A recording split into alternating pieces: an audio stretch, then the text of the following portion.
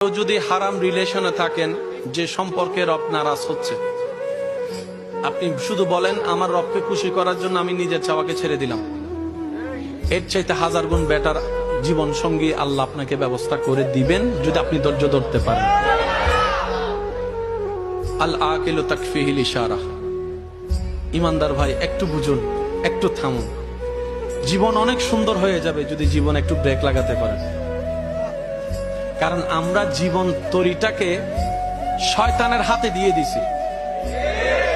এখন যদি একটু ব্রেক লাগায় কোন রকম ইমানি শক্তি দিয়ে শয়তানকে ওখান থেকে সরাইয়ে রবের রহমতের উপর ছেড়ে দিতে পারি, আপনার দিনটাও কল্যাণের হবে, রাতটাও কল্যাণের হবে। এমন কল্যাণের হবে, রব চাহে তো আপনাকে দুশমনে আগুনে ফেলবে, সে আগুনটা আপনার জন্য নিয়ামতের আগুন হয়ে যাবে। মনে থাকবে ইনশাআল্লাহ। সবাই মিলে বলেন ইনশাআল্লাহ।